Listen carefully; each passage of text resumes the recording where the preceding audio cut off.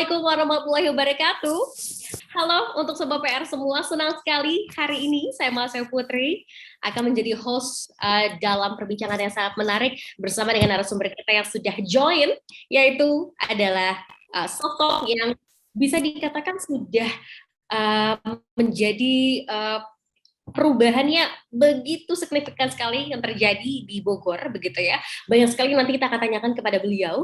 Dan tentunya di perbincangan kali ini kita akan bahas mengenai setelah Bogor, DKI atau Jabar. Dan klarifikasi bersama dengan Bima Arya ini akan tentunya dapat disaksikan oleh seluruh bagian dari PRMN atau Pikiran Rakyat Media Network, karena seperti yang tadi sudah saya sampaikan bahwa di Pikiran Rakyat Media Network ini terdapat banyak sekali orang-orang yang begitu luar biasa yang sangat concern terhadap dunia digital, khususnya di bidang pemberitaan. Dan total mitra yang kita miliki yaitu adalah 208, yang aktif adalah 186, dan ini sangat menarik sekali begitu ya. Jadi artinya semuanya ini sangat memiliki peran yang begitu luar biasa dalam memajukan industri tentunya pemberitaan yang ada di Indonesia, khususnya dalam bidang digital. Dan langsung saja pada siang hari ini kita akan menyapa sosok yang sudah join, yaitu adalah Kang Bima Arya. Halo Kang Bima, apa kabar Kang? Baik, alhamdulillah baik. Ayu, apa kabar? Sehat juga ya, satu alma mater kita ya. Senang deh bisa ngobrol-ngobrol nih Kang Bima. Oke, Akang, ini kalau kita bahas mengenai Bogor ya, Bogor itu kalau buat saya adalah identik dengan roti yang itu ya, yang mereka saat terus juga toge gorengnya ini saya suka banget nih Kang, kalau udah ke Bogor. Terus makan sotonya juga enak banget ya. Jadi kalau ke Bogor tuh kayak kulinernya nggak bisa lepas nih. Tapi banyak sekali perubahan-perubahan di Kota Bogor yang juga begitu signifikan. Salah satunya dalam bidang transportasi dan lain sebagainya. Kang Bima, gimana sih awalnya sosok Kang Bima ini akhirnya bisa mendedikasikan diri untuk menjadi orang nomor satu di Bogor? Karena kalau kita lihat latar belakang pendidikannya, kuliahnya di Bandung, kemudian melanjutkan pendidikan di Australia. Kenapa akhirnya terpanggil nih Kang untuk ke Bogor gitu dan memberikan perubahan-perubahan yang cukup banyak di sana? Iya, jadi saya itu kan lahir di Bogor. Bapak juga orang Bogor, kakek nenek orang Bogor, anak-anak saya juga lahir di Bogor. Pada suatu saat ketika saya jadi pengamat, saya berpikir waktu itu, saya ini kemana-mana bicara, kemana-mana ngamen, kemana-mana bicara hal-hal yang memotivasi orang, memberikan dorongan untuk hal-hal yang baik gitu. Keliling Indonesia bahkan ya, ke luar negeri. Tapi pada suatu titik saya mikir, nah terus yang udah saya buat untuk kota kelahiran saya apa? Gitu loh. Saya langsung merasa jadi orang itu kok hanya ngomong doang gitu ya. Saat itulah saya berpikir ada saatnya berjuang dengan hati untuk mendoakan, ada saatnya berjuang dengan lisan untuk suatu Tuhan, tapi ada saatnya juga berjuang dengan tangan. Nah, masa-masa dengan hati udah lewat. Masa-masa berjuang dengan lisan, ya masa-masa ketika jadi pengamat atau komentator. Tetapi rasanya nggak cukup hanya dengan lisan saja, perlu dengan tangan. Nah, di titik itulah saya lihat kota kelahiran yang sangat saya cintai, kok jadi tambah macet, kok jadi tambah kotor, kok jadi tambah semrawut, kok jadi kota sejuta angkot, bukan lagi kota sejuta taman. Nah, di saat itulah saya minta izin kepada ibu saya, sekarang sudah almarhum, untuk maju bertarung di Pilkada Kota Bogor di tahun 2013 waktu itu. Oke, jadi panggilan hati ya, dengan kota kelahiran, karena pisan gitu ya. Kang Bima akhirnya ingin seizin orang tua, seizin dari sang ibunda tercinta almarhumah, akhirnya maju melangkah sebagai Bogor nomor satu. Tapi menarik tadi Kang Arya katakan, ini Kang Bima kalau bicara mengenai Bogor ya, sejuta angkot ya, ini menarik sekali karena Bogor akhirnya berhasil melakukan penataan khususnya dalam bidang transportasi, dan juga seperti yang kita ketahui kalau dulu identik dengan sejuta angkot, sekarang sudah mulai penggunaannya adalah menggunakan bus, kalau tidak salah, betul ya Kang? Bagaimana sebetulnya Kang Bima sendiri berupaya untuk merubah sistem transportasi yang ada di Kota Bogor ini nggak mudah. Berpuluh-puluh tahun mungkin masyarakat terbiasa menggunakan angkot. Bagaimana awalnya, Kang? Sampai dengan akhirnya semuanya sistemnya berubah menjadi lebih baik dengan penggunaan bus. Saya balik nanya ke Ayu ya. Ya. Kalau angkot bikin macet, Mhm. kira-kira Mhm. apa yang salah dari angkot itu? Saya tanya dulu balik. Kira-kira menurut kamu apa yang salah dengan angkot itu? Kenapa angkot bikin macet? Oke, karena suka ngetem, karena suka berhenti sembarangan, bener nggak, Kak? Itu dia, pintar. Oke. Angkot itu, Pengalaman ya? angkot itu kalau berhenti hanya Tuhan dan supir yang tahu. Betul, betul. Yang lain nggak tahu kapan dia mau berhenti. Dia akan berhenti setiap saat, berapa lamanya terserah dia. Kenapa? Karena dia ngejar restoran. Kenapa dia ngejar restoran? Karena dia tidak digaji, gitu. Karena tidak Karena tidak ada digaji. gaji tetap. Karena tidak ada gaji tetap. Gajinya tergantung jumlah penumpang kan. Nah, jadi supaya angkot itu bisa kita atur, artinya angkot itu harus ada badan hukumnya. Nah, kalau sebelum tahun 2014, angkot itu dimiliki pribadi-pribadi aja. Ada satu juragan angkot punya 100, ada satu juragan angkot punya 50. Nah, kemudian kita jadi badan hukum. Sehingga kita bisa lebih mudah mengaturnya. Itu poin pertama yang sangat penting. Ada mungkin sekitar 2 tahun lah, ya. Dan jadi tahun 2016 kita berhasil menata ribuan angkot itu menjadi sekitar 15 badan hukum. Itu langkah pertama yang sangat signifikan. Langkah kedua, kemudian kita buat planningnya. Jadi kita tata rute-rute angkot di Bogor itu menjadi beberapa koridor.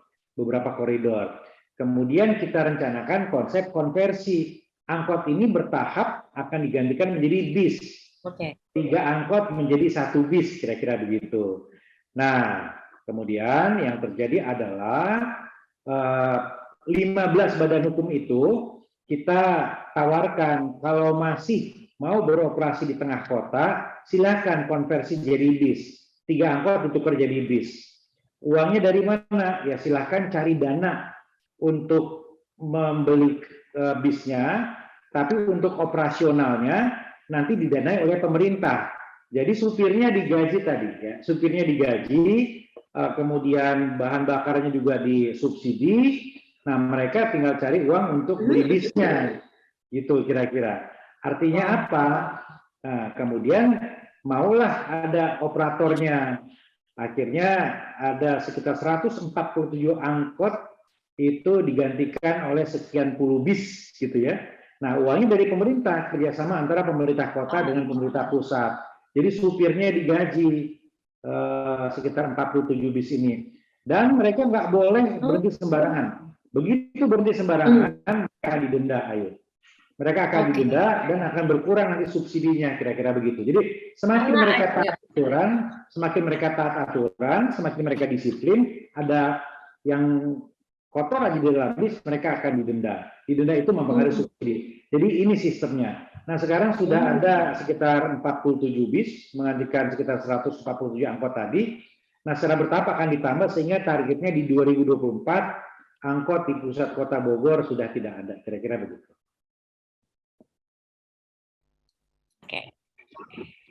Wow. Ini artinya pemerintah betul-betul memikirkan sebetulnya akar permasalahan dari angkot ini apa saja. Tadi mulai dari tidak digaji dan lain sebagainya, begitu ya. Sehingga kesemerawatan ini dicoba dicari apa sih akar permasalahan dari Kang Arya, Bima Arya berhasil untuk menyelesaikan itu. Tapi Kang, kalau Mas saya ingin tanya nih sama Akang ya, Bogor yang pertama kali Akang hadapi dengan Bogor saat ini, apa saja perubahan-perubahan yang bisa dikatakan sudah Kang berupaya untuk melakukan perubahan-perubahan dan inovasinya gitu. Bogor kemarin dan hingga Bogor hari ini. Yang paling utama itu Ayu, ikhtiar kita itu bagaimana warga dimudahkan. Itu aja yang paling simpel. Birokrasi itu harus melayani. Birokrasi itu nggak boleh menyusahkan warga. Jadi mulai tahun 2014, warga lebih mudah ngurus KTP, lebih mudah ngurus kartu keluarga. Bahkan sekarang kita sudah punya mall pelayanan publik. Ya, jadi kalau mau ngurus berkas-berkas di sana macam-macam, tinggal booking lewat online, tahu di sana ngantri jam berapa, dan ngurusnya cepat dan aman dan nyaman, kira-kira gitu. Bulan lalu, akhir tahun lalu bahkan kita resmikan drive-thru untuk ngurus KTP. Jadi bisa naik sepeda kalau mau ngambil KTP sekarang, cepat banget, kurang dari 3 menit. Itu, jadi perizinan, berkas-berkas kependudukan, gitu ya. Itu kita lakukan reformasi birokrasi. Itu yang pertama. Yang kedua adalah ruang terbuka publik. Kota ini harus nyaman. Kota ini harus membanggakan. Jadi mulailah ditata dari tahun 2014, taman-taman kota, jalur pedestrian, supaya warga itu nyaman untuk jalan-jalan di kotanya dan nggak terlalu banyak menghabiskan waktu dan menghabiskan uang di mall. Kita ingin warga Bogor menikmati udara kota Bogor. Jadi langkah yang kedua adalah memperbaiki ruang terbuka publik, Ayu ya. Itu. Dan yang ketiga, kita juga membenahi tempat-tempat yang selama ini menjadi titik kesemrautan. Ada daerah otista yang selama ini kotor, ya, bau pesing, macet, gitu. Surya Kencana, kemudian Taman Topi. Nah, itu kita bersihkan, kita rapikan, karena kalau di tengah kota di etalasenya aja semraut, apalagi di pinggirnya. Gitu. Jadi itu langkah-langkah kita yang kita lakukan, dan terus bertahap sampai nanti di ujung masa jabatan itu akan kita tuntaskan. Jadi tadi ya, reformasi birokrasinya yang berupaya untuk dirubah, memberikan kenyamanan, kecepatan bagi masyarakat, bahkan sampai ada drive-thru loh di Bogor ya. Jadi restoran fast food juga nggak mau kalah nih kita nih. Kita juga bikin nih ya seperti restoran fast food, cepat nih pelayanannya gitu ya, bahkan bisa drive-thru. Tapi yang menariknya Kang Bima, hari ini juga banyak rekan-rekan dari Pikiran Rakyat Media Network yang juga akan join dan ingin bertanya nih sama akan. Kita coba panggilkan yang pertama ada Ricky dari Media Jabodetabek. Halo Mas Ricky. Halo Mbak. Halo Mas Ricky. Mas Ricky mungkin boleh pertanyaannya apa yang ditanyakan nih untuk Kang Bima Arya. Kalau Jabodetabek saya yakin udah hafal nih permasalahan yang ada di sana ya. Oke, silakan. Oke, selamat siang. Assalamualaikum warahmatullahi wabarakatuh. Waalaikumsalam. Semoga Waalaikumsalam. semua ya, Pak Arya, Pak Bima. Perkenalkan Pak, saya Ricky dari mediajabodetabek.com. Ada satu pertanyaan yang mungkin ingin diketahui juga oleh teman-teman di sini. Pertanyaan saya itu simpel Pak. Jadi bagaimana menyikapi isu pemekaran wilayah Bogor yang sudah bergulir sejak lama? Kemudian dan rencana tata ruangnya termasuk pemindahan pusat pemerintahnya bagaimana? Itu aja sih Pak. Terima kasih Pak. Wassalamualaikum warahmatullahi wabarakatuh. Waalaikumsalam. Terima kasih Mas Ricky. Ya. Ya nih ke Kang Bima Arya. Akan mau langsung menjawab ke pertanyaan dari Mas Ricky dari Media Jabodetabek terkait dengan pemekaran wilayah Bogor. Ya. Jadi kota Bogor itu seperti kota Vatikan, ya. Jadi atau seperti telur ceplok. Kota Bogor itu kuning-kuningnya, putih-putihnya itu Kabupaten Bogor, dikelilingi berbatasan dengan Kabupaten Bogor, Sukabumi, dan juga Jakarta dan Depok begitu. Kita ini banyak sekali warga Kota Bogor yang bekerja di Jakarta dan sekitarnya. Demikian pula sebaliknya. Nah, jadi harus betul-betul ditata supaya seiring dan seirama. Untuk wilayah Kabupaten Bogor itu sedang diproses pembentukan daerah otonom baru, gitu ya. Jadi ada Kabupaten Bogor Barat, ya, ada beberapa daerah yang diusulkan, tapi itu di luar Kota Bogor. Jadi yang dimaksudkan pemekaran, barangkali yang dimaksud pertanyaan tadi bukan di Kota Bogornya, tapi lebih kepada di daerah Kabupaten Bogornya. Nah, ini untuk membuat pelayanan warga di kabupaten lebih cepat, karena Kabupaten Bogor ini luas sekali gitu ya. Penduduknya itu 5 juta lebih. Ya kalau Kota Bogor kan 1 juta gitu. Iya. Nah, Kalau Kota Bogor sendiri ya wilayahnya ya sudah itu aja dan belum ada rencana untuk melakukan perluasan karena prosesnya lama. Ya memang ada wacana, ada keinginan seperti beberapa wilayah di kabupaten katanya ingin bergabung ke Kota Bogor seperti wilayah Taman Sari, ya, Ciapus gitu ya. Tapi ya kita kan juga harus berkomunikasi dengan Kabupaten Bogor ya. Kalau kabupatennya nggak mau melepas ya kan nggak akan bisa. Jadi tidak sesederhana itu. Nah karena itu bagi kita yang penting adalah satu, kita harus antisipasi untuk transportasinya supaya orang itu keluar masuk Kota Bogor nyaman. Kita tadi konversi dari angkot menuju bis, kemudian ada juga rencana pembangunan tram. Yang kedua, Kang Riki, kita juga melakukan penataan zonasi. Jadi di Kota Bogor ini, iya di Kota Bogor ini supaya nggak semrawut, supaya semuanya nggak bertumpu di pusat kota, kita sebar. Ada wilayah pelayanan untuk perdagangan dan jasa, ada wilayah pemukiman, ada daerah yang kita proyeksikan menjadi wisata, gitu ya. Dan bahkan sekarang kita sedang merencanakan untuk memindahkan pusat pemerintahan Kota Bogor.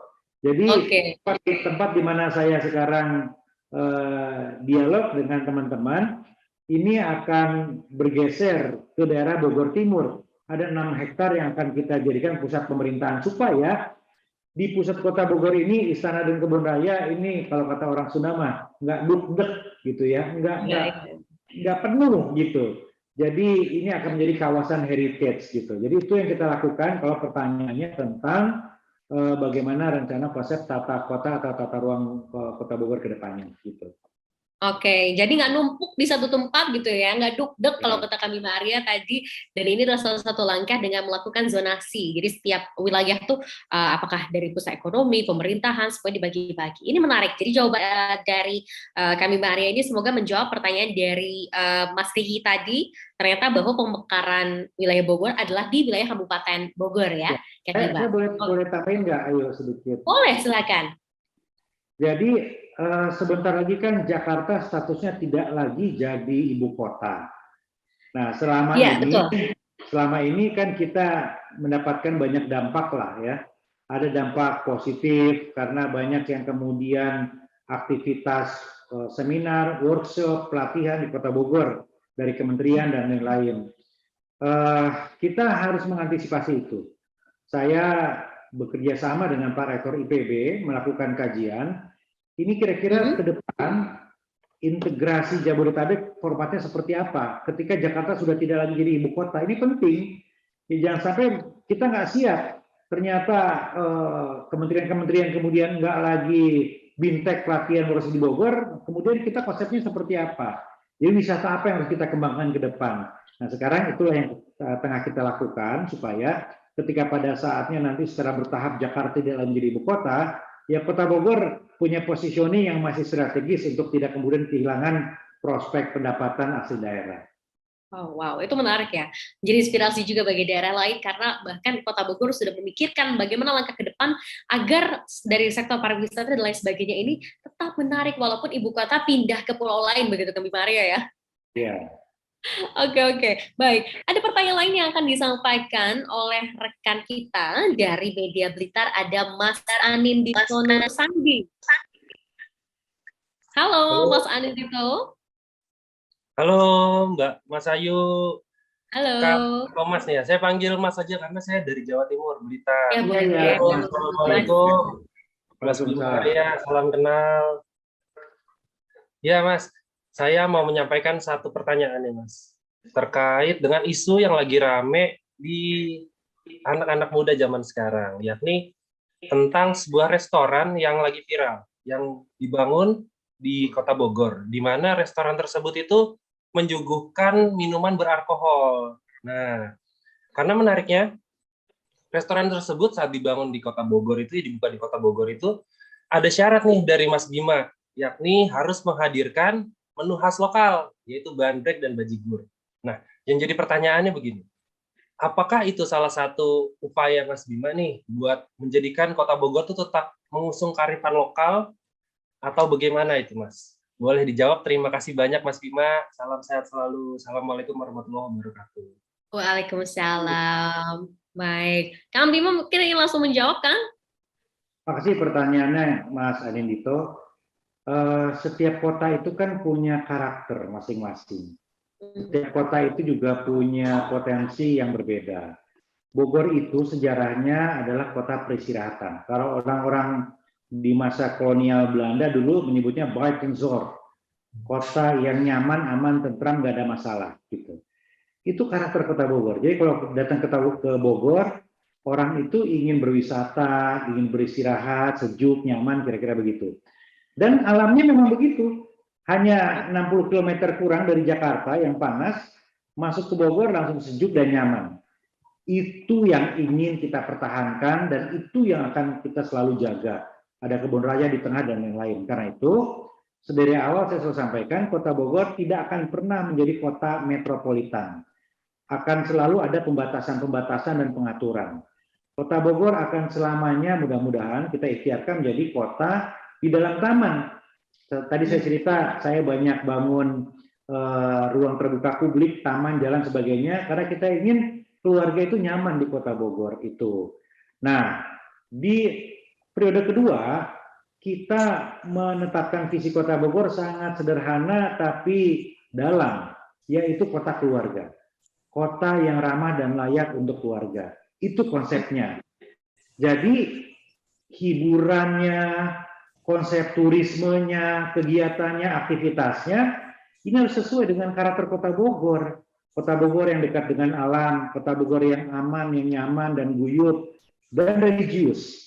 Ya, banyak pesantren di kota Bogor dan lain-lain. Gitu. Kota Bogor tidak akan pernah menjadi kota metropolitan karena nggak cocok dengan sejarahnya, nggak cocok dengan masyarakat atau warganya. Itu betul-betul ingin kita jaga, ayo. Nah kemudian ya sejak tahun 2014 kita agak kenceng ya untuk hal seperti itu. Saya selalu pastikan tidak ada kegiatan ilegal dalam hal izin tempat hiburan malam. Kalau nggak ada izin alkoholnya ya jangan kita tertibkan gitu. Tadinya ya kalau warga Bogor ada yang mendengar sekarang di seputaran stasiun Kota Bogor itu ada warung-warung isinya miras semuanya. Ya, bertahap kita tertibkan, sekarang udah nggak ada lagi, udah clear begitu ya. Kemudian selalu ada penyelewengan dalam hal izin-izin. Ngakunya kafe, restoran, tetapi ternyata diskotik di situ. Kita dapat apa? Nggak dapat apa-apa. Nggak dapat apa-apa. Pajaknya kita kan nggak dapat alkohol itu, apalagi izinnya nggak ada. Kita hanya dapat kemungkinan peredaran narkobanya di situ, kemungkinan tawurannya di situ, ya konflik sosialnya, dan betapa anak-anak muda akan dirusak di situ. Selama jadi wali kota, Mas Anindito, saya itu sering sekali ya punya pengalaman yang nggak enak, ya harus menyaksikan perempuan seumuran anak perempuan saya digotong dari diskotik, ya kemudian dipapah oleh teman-temannya karena mabuk gitu ya. Kemudian ketemu anak-anak muda tawuran yang bahkan bunuh-bunuhan, mulutnya bau alkohol dan lain-lain. Jadi ini membuat kita semakin yakin bahwa di Bogor ini kalau banyak mudaratnya nggak usah lah. Tapi kalau memberikan kemaslahatannya ya kita clear. Nah, tapi semua itu harus berdasarkan kewenangan kita. Mana yang kewenangan kita? Nah, terkait kewenangan tadi, alkohol itu kan ada 3 golongan. Golongan A di bawah 5%. Golongan B dan C di atas 5%. Kalau golongan A itu izinnya pemerintah pusat, tapi golongan B dan C itu bisa ditentukan oleh kepala daerah. Jadi ketika Halloween itu tercium oleh kita, karena ini mereka mengajukan izinnya itu bukan namanya Halloween Show. Ya, jadi mengajukan izinnya pakai nama orang biasa, kemudian usahanya kafe dan restoran. Ya kita nggak tahu. Baru ketika info itu bocor, saya undang teman-teman pemilik Halloween Show itu ke balai kota. Saya tanya konsepnya gimana? Seperti di Jakarta, Pak Wali. Saya tahu di Jakarta seperti apa. Ya, kita lihat apa yang terjadi di dalam itu. Bohong kalau nggak ada yang mabok, bohong gitu. Di atas jam 9 kita tahu seperti apa. Saya bilang enggak deh. Kalau kalian mau buat seperti di Bogor, enggak usah. Nah, saya nggak akan kasih izin. Kalau mau di Bogor silakan. Bogor terbuka untuk investasi, apalagi lokasi yang kalian pilih itu premium di Jalan Pajajaran yang sekarang berkembang pesat untuk kuliner. Nah, boleh Betul, betul. buka, tapi sesuaikan dengan konsep Kota Bogor. Nggak boleh jual alkohol di atas 5% gitu. Nah, kemudian saya tambahkan lagi, ya kalau bisa kalian apresiasilah ada kearifan lokal.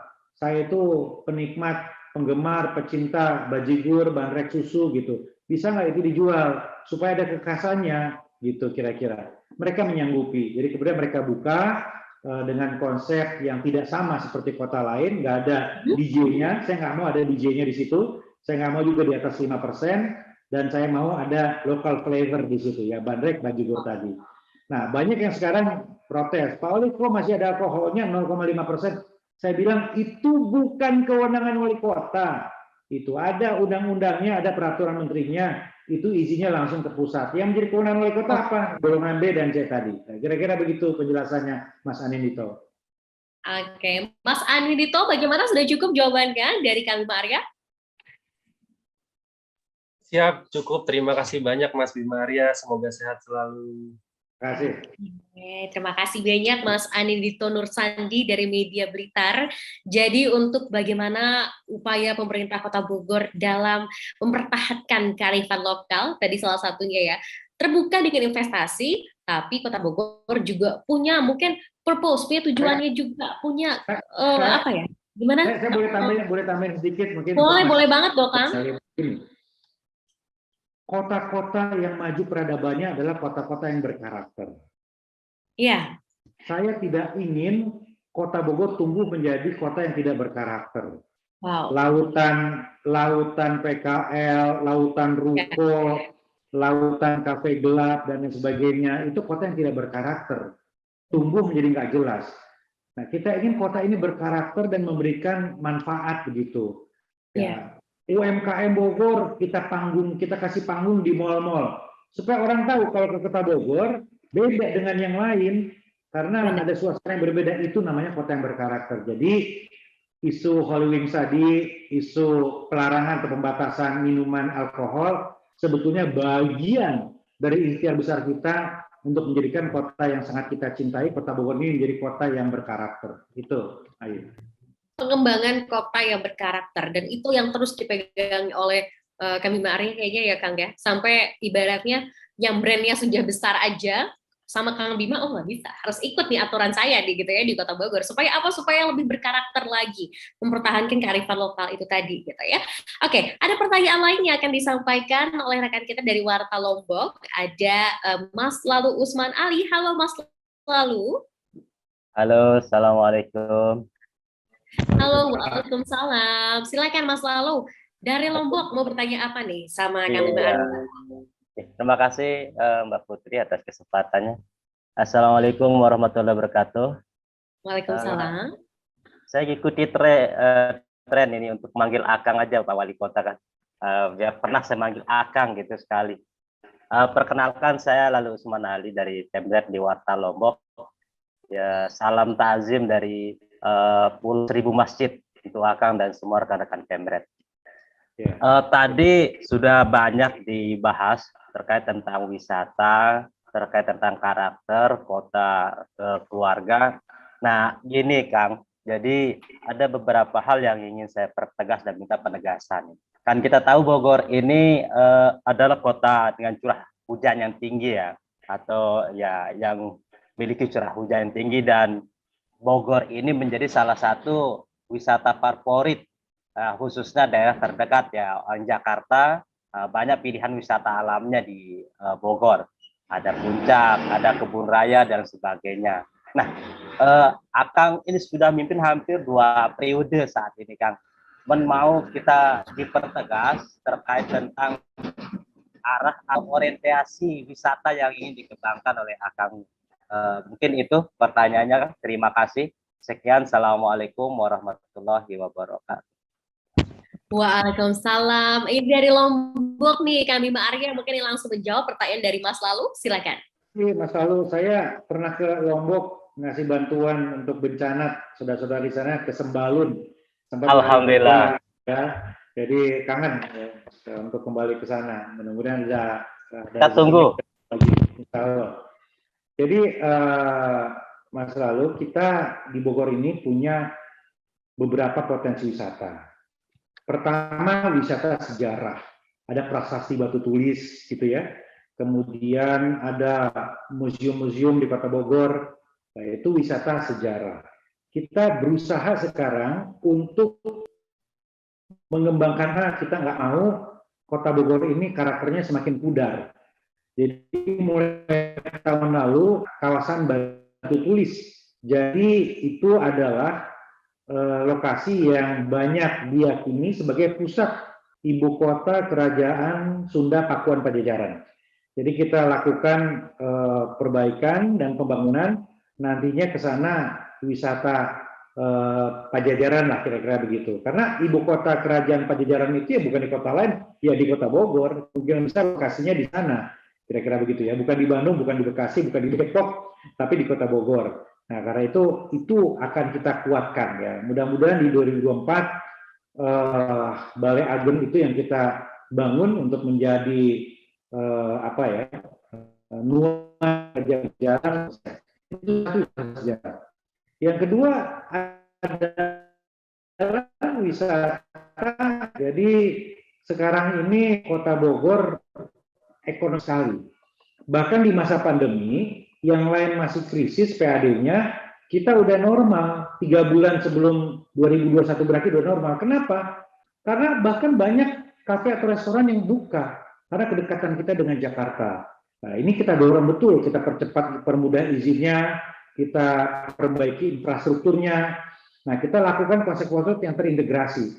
Jadi sepanjang Jalan Pajajaran, kemudian ada BMC dan sekitarnya, Pandu Raya, R3, ini berkembang.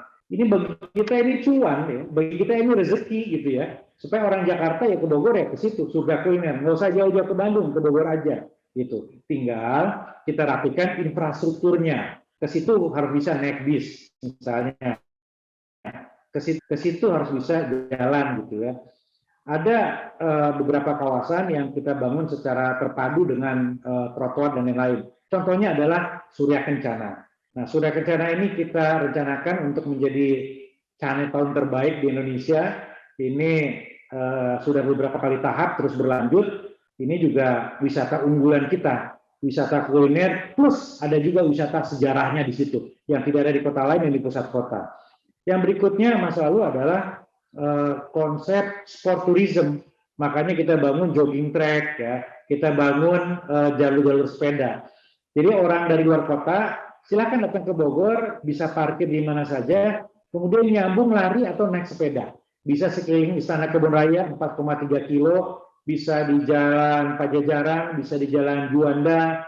Ya, tahun ini kita sedang bangun satu kawasan jogging track terpadu dikeliling oleh pusat kuliner di daerah Pajajaran begitu. Jadi orang Jakarta kalau ke Bogor ingin lari dengan sensasi yang berbeda, ya di situ gitu ya. Nah, ini konsepnya adalah sport tourism. Jadi orang yang ke Bogor mau olahraga sekaligus wisata kuliner. Yang terakhir mas lalu adalah kampung tematik.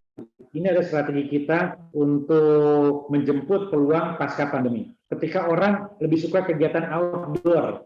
Jadi kita buka ada kampung tematik di Ciharasas di Mulia Harja. Saya sering menyebut itu surga yang tersisa. Beberapa hektar yang kita lakukan beberapa sentuhan sehingga memiliki cita rasa seperti Ubud. Jadi Bogor Selatan ini Ubudnya Bogor lah kira-kira gitu ya. Itu kampung tematik. Ada kampung tematik di Kampung Labirin di dekat Surya Kencana di Babakan Pasar.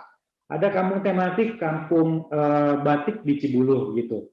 Nah, jadi silakan kalau ke Bogor memiliki banyak opsi. Mau wisata sejarah, mau wisata kuliner, mau olahraga, mau lari, mau naik sepeda, mau ke kampung tematik, itu opsi-opsinya. Nah, ini untuk menjemput peluang-peluang yang tercipta setelah pandemi berakhir insya Allah. Dan berdasarkan hitung-hitungan kita, pendapatan asli daerah kita akan terus melonjak dari sini. Ini kalau lama-lama kan pajak bumi dan bangunan mungkin akan jenuh. Lama-lama juga misalnya kegiatan orang di hotel ya untuk seminar akan berkurang karena Jakarta sudah tidak lagi menjadi ibu kota. Tetapi yang namanya wisata, yang namanya kuliner, yang namanya hobi makan itu terus akan selamanya. Nah, kita akan membidik di situ. Disinilah masa depan Kota Bogor yang terus kita kembangkan. Gitu Mas. Oke, baik. Semoga pertanyaan dari Mas Lalu, dari Lombok ya, sudah terjawabkan oleh Kang Bima Arya. Jadi bicara mengenai potensi wisata, apalagi memang kita tahu ya, Kota Bogor ini dekat dengan Jakarta dan ada rencana bahwa pemindahan ibu kota juga nantinya akan dipindahkan ke Kalimantan, begitu. Artinya banyak segudang langkah yang akan dilakukan oleh Kota Bogor, tampaknya Kang Bima ya, untuk bisa terus memajukan dan mengasah potensi-potensi wisata yang ada di sana. Oke, pertanyaan lain akan disampaikan ini Kang Bima oleh rekan kita dari PRFM. Ada Kang Rifki Abdul. Halo Kang Rifki. Ya, halo. Iya, Kang Rifki Assalamualaikum. silakan. Waalaikumsalam. Ini bertanya apa nih dengan Kang Bima Arya? Ya, halo, Assalamualaikum Kang Bima. Perkenalkan, saya Rifki. Kebetulan saya ini dulunya pesepeda yang sering bolak-balik Bandung Bogor, Kang. Kebetulan saya dulu salah seorang yang sering ikut tur Bogor Bandung dari kilometer 0 Bogor ke kilometer 0 Bandung. Road bike atau MTB? MTB, Kang. Kebetulan saya paling jauh sepedaan dari Jakarta ke Bali, Kang. Wah. Jadi saya udah hatam tanjakan, tajur dan lain sebagainya. Iya. Ya Kang, ini pertanyaan dari saya kebetulan karena kita mendekati tahun 2024 sekaligus tema di acara ini juga. Jadi sebagaimana kita ketahui, Kang Ridwan Kamil sudah menyatakan kesiapannya untuk maju sebagai capres. Begitupun Pak Anies sudah digadang-gadang menjadi salah satu capres juga. Nah, apakah ada gitu keinginan dari Kang Bima untuk menggantikan salah satu dari keduanya, apakah itu di Jabar atau di DKI gitu. Jadi apakah Kang Bima ada kesiapan untuk maju sebagai DKI 1 atau Jabar 1? Begitu aja Kang, terima kasih. Iya, Kang Bima senyum-senyum nih ini. Senyum-senyumnya sambil menentukan jawaban atau menentukan keputusan nih, Kang Bima. Gimana tuh pertanyaannya, wah? Senyum sambil mikir ya. Ini pertanyaan yang makin kesini makin sering ditanyakan ke saya, tapi tetap aja jawabnya harus mikir saya. Jadi gini kira-kira. Ya Mas Rifki, saya kan sekarang jadi wali kota. Kalau tadi ya gubernur atau yang lain, itu kan berarti naik kelas. Nah, artinya apa? Ya tentu kalau saya masih sehat, kalau saya diberikan usia panjang, kalau saya ditakdirkan oleh Allah untuk terus berkhidmat, memberikan sesuatu bagi Indonesia, ya pasti tracknya adalah naik kelas. Pasti arahnya akan ke sana, akan naik kelas. Tapi, kalau mau naik kelas, PR-nya kan harus diselesaikan. Waktu kita SD, SMP, SMA, barang siapa yang jarang buat PR, maka kemungkinan besar tidak akan naik kelas. Tapi barang siapa yang rajin mengerjakan PR, sehingga dicontek teman-temannya misalnya, barang siapa yang nilai-nilai PR-nya bagus, maka akan naik kelas gitu. Artinya apa? Jadi kalau saya mau naik kelas, kemanapun itu, mungkin gubernur atau mungkin yang lain, artinya PR yang ada di Bogor harus saya tuntaskan. Sampai 2024 masih ada list dari PR yang belum selesai. Soal angkot itu masih jadi PR. Soal penataan pasar itu masih jadi PR. Soal stunting itu masih jadi PR. Soal tawuran masih jadi PR. Jadi rasanya saya nggak akan pusing untuk mikir berstrategi atau bahkan kampanye ke Jakarta atau keliling Jawa Barat untuk memikirkan pasca 2024. Rasanya akan lebih pas buat saya, akan lebih logik buat saya untuk beresin PR-nya. Karena kalau PR-nya selesai, maka naik kelasnya pun enak. Kalau PR-nya selesai, kemana kita melangkah, maka pijakan kita akan kuat. Tapi kalau PR-nya nggak beres, ya kita pun akan susah untuk didorong-dorong naik kelas gitu. Dan insya Allah kalau ditanya kemana naik kelasnya, ya saya siap kemana aja. Saya merasa punya bekal 2 periode di Kota Bogor yang mungkin akan bisa saya jadikan pijakan untuk menata atau untuk tanggung jawab yang lebih besar lagi gitu ya. Atau ya jelas saya juga harus sesuaikan dengan skenario partai saya. Ya, apabila saya dipercaya atau ditugaskan oleh partai ke salah satu dari 2 titik itu, atau bahkan titik yang lain dipersiapkan untuk posisi-posisi yang lain, ya sebagai kader, sebagai wali kota 2 periode, ya insya Allah saya akan siap. Oke. Jadi kemanapun itu Kang Bima Arya siap. Tapi kalau boleh nih dikasih mungkin bocoran sedikit ya, lebih condong ke DKI atau condong ke Jawa Barat nih Kang Bima? Kalau dari asal, baik asal geografis ya, geografis dan juga etnis, saya kan orang Sunda. Saya orang Sunda. Ya, itu Jawa Barat adalah mungkin seperti saya, dan ini pun banyak yang dukung. Tetapi kalau dari kedekatan dengan Bogor, ya seminggu kan kita tidur Jakarta ya, dan sekali karakter yang ada di Bogor dan sekitarnya, ya Jakarta juga gitu ya. Jadi bagi saya dua-duanya sama-sama menantang. Ya, tinggal ada satu faktor lagi Ayu yang harus kita jadikan catatan, yaitu ya petanya politiknya bagaimana. Ini politisi kan harus begitu. Ya, siapa nanti yang akan maju di sana? Mas Anies masih maju nggak? Kang Emil masih maju nggak? Gitu. Siapa bersepasangan dengan siapa? Nah, kalau dalam politik kan begitu. Nggak bisa kita mengawang-awang saya mau ke sana, tapi peta politiknya enggak. Gitu. Bagi politisi itu pun pasti harus kita hitung. Tapi sudah mulai ada nggak sih, Kang Bima, yang berusaha meminangkan kalau kita mau ngelamar orang ya, biasanya PDKT dulu gitu kan. PDKT dulu, pendekatan dulu, begitu ya, sampai akhirnya nanti dipinang. Udah ada belum nih, Kang? Lumayan. Jadi lumayan. Jadi kalau ngobrol-ngobrol informal gitu ya, ngobrol-ngobrol informal dengan petinggi-petinggi partai, ya seperti inilah gitu. Pak Wali kesini aja, oke kita siap-siap kesini, atau Kang Bima udah kita sama-sama kerja untuk kesini, kita dukung. Nah itu mulai ada yang seperti itu ya. Tapi kan masih informal, belum resmi. Kalau resminya kan nanti itu di 2024 pertengahan saya kira. 2024 pertengahan. Tapi Kang Bima, kalau Akang tadi bilang panggilan hatinya sebagai wargi Jawa Barat gitu ya, sebagai orang Sunda gitu. Apa yang menurut Kang Bima Jawa Barat ini bisa terus dikembangkan ke depannya? Apa yang menurut Akang berupaya nanti ke depannya kalau ya nanti terpilih atau ada yang meminang, apa sebetulnya yang membuat Akang tampaknya Jawa Barat ini bisa menjadi yang kedua bagi Bogor. Bogor karena Akang lahir di sana, Jawa Barat ini kan tanah kita gitu. Apa nih menurut Akang? Jawa Barat itu alamnya dahsyat. Kan alamnya dahsyat. Tuhan itu menciptakan alam parahyangan ketika sedang tersenyum. Jadi indah sekali di mana-mana. Dari Pangandaran, Priangan gitu ya, Pelabuhan Ratu, itu penuh dengan titik-titik yang luar biasa kalau kita garap secara maksimal. Dan karena sedang dan sudah melakukan itu, gitu. Jadi menurut saya, kalaupun ya Jawa Barat ini tidak menyasar potensi turis mancanegara, market di Jawa Barat saja yang puluhan juta, ini sudah cukup untuk membuat Jawa Barat maju. Orang Bogor ke Bandung, orang Bandung ke Pangandaran, orang Ciamis ke Pelabuhan Ratu, gitu. Itu luar biasa. Tinggal infrastrukturnya dilengkapi, jadi aksesnya gampang.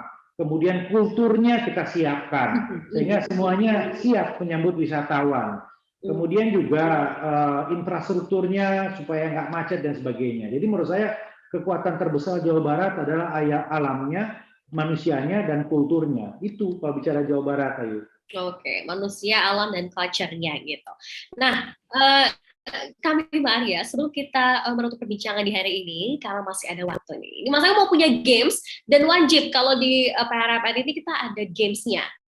Ya, sebentar aja, ini games-nya menarik. Jadi ada beberapa tokoh, dan akan harus mendeskripsikan tokoh-tokoh ini. Ya, Mas Angga sebutkan namanya ya. Oke, yang pertama. Ini nggak ada di rundown ini. Nggak apa-apa, memang begitu. Kalau Mas Ayu Putri terkenal dengan suka mendadak-mendadak, tapi nggak apa-apa. Namanya jebakan Batman. Jebakan Batman. Biar gitu biar seru ya Kang ya. Oke, ini mah gampang Kang, beneran Kang. Bukan kalkulus, bukan apa pertanyaannya gampang Kang. Oke, yang pertama tolong Akang deskripsikan tokoh-tokoh yang Mas Ayu sebutkan namanya ini. Gampang banget, ada 4 orang. Jadi yang pertama Mas Ayu sebutkan namanya yaitu adalah Anies Baswedan. Silahkan deskripsikan Kang. Ini pakai kata atau pakai kalimat deskripsikannya? Pakai kalimat Kang. Kalimat, oke. Oke. Sosok intelektual, cerdas, cermat, dan memiliki visi yang baik tentang Indonesia masa depan. Oke, baik. Itu tadi dari DKI Jakarta. Kita geser ke Provinsi Jawa Barat. Sosok Ridwan Kamil. Silahkan deskripsikan, Kang. Ahli tata kota yang hijrah menjadi politisi dan sangat sukses untuk membangun kedekatan dengan kaum milenial dengan pendekatan-pendekatan yang kreatif, inovatif, dan paling piawai berselancar di dunia sosial media dengan cara yang humoris, jenaka, dan manusiawi. Oke, baik. Kemudian, Ganjar Pranowo.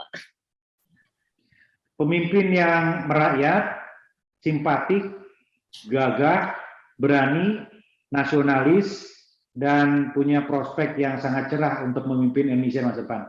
Oke, yang terakhir, siapa ya kira-kira? Sandiaga Uno deh. Gimana nih, Kang?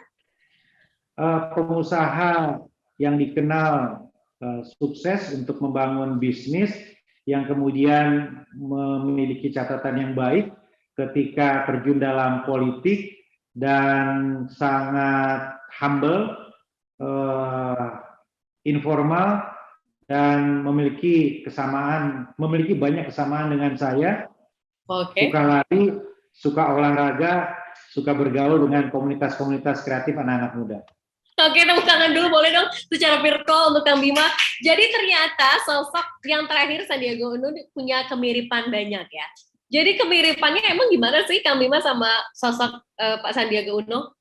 Sama-sama suka olahraga. Sama-sama suka olahraga. Jadi sering olahraga bareng gitu. Lari atau gimana biasanya? Lari, sepeda gitu ya.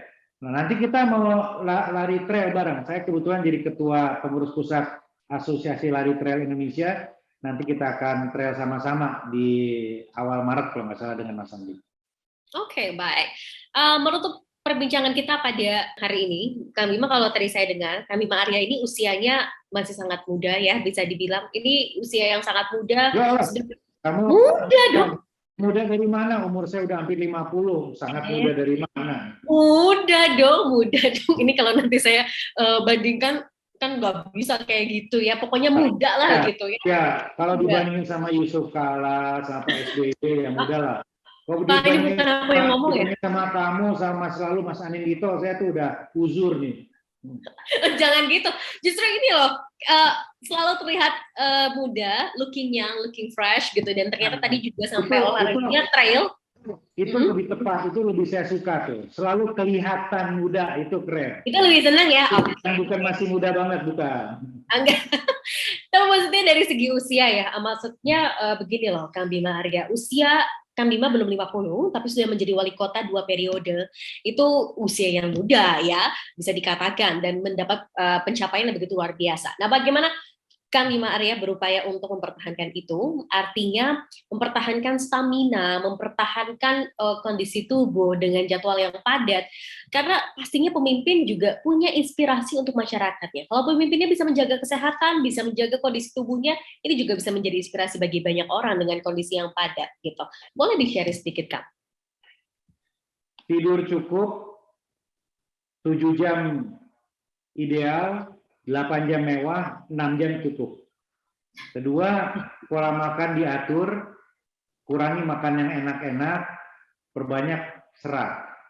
Yang ketiga, banyak ketawa, banyak hangout, banyak nongkrong, banyak bicara hal-hal yang menyenangkan dengan sahabat, dengan kerabat, dengan keluarga. Yang terakhir, quality time dengan family membuat kita insya Allah lebih sehat jiwa dan raga. Baiklah. Kang Bima, terima kasih ya. Tadi jawabannya adalah jangan kurangi banyak-banyak makanan enak ya.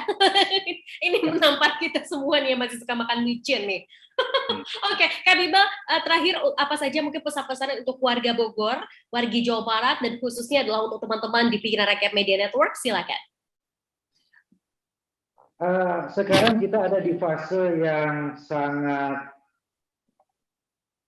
penuh dengan ujian. Tidak banyak waktu-waktu yang lebih sulit dibanding saat-saat ini, tapi insya Allah dengan kebersamaan kita, dengan kekompakan kita, dengan soliditas kita, kita bisa lewati ini.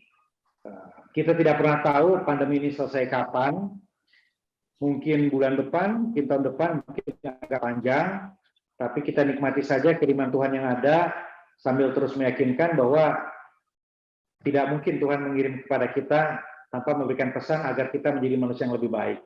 Ya, mudah-mudahan pandemi ini menjadikan kita semua lebih baik, lebih akrab, lebih guyup, lebih solid, lebih bersatu, dan hanya dengan bersatu, dengan guyup ini, masa depan bisa kita jemput bersama-sama dengan lebih cerah. Bukan saja untuk Bogor, bukan saja untuk Jawa Barat, bukan saja untuk Jakarta, tapi insya Allah kita menuju Indonesia yang jaya dan membanggakan. Oke, baik. Terima kasih banyak untuk Kang Bima Arya. Kita juga ucapkan untuk Kang Bima, ini ada permohonan maaf dari CEO kami, Bapak Agus Sulistriono yang berhalangan hadir, tapi titip salam untuk Kang Bima, katanya. Kang Bima, terima kasih banyak sudah menyempatkan waktunya di agenda yang sangat padat sekali di hari Jumat ini. Kita paham betul. Terima kasih banyak Kang Bima dan juga terima kasih untuk seluruh participants. Sampai berjumpa lagi di klarifikasi PRMN dengan tema dan topik selanjutnya. Kang Bima, silahkan melanjutkan aktivitas kembali. Hatur nuhun, sampai jumpa di Jabar 1 ya Kang. Amin, amin. Oke, baik. Sampai jumpa teman-teman. Sampai jumpa. Wassalamualaikum warahmatullahi wabarakatuh.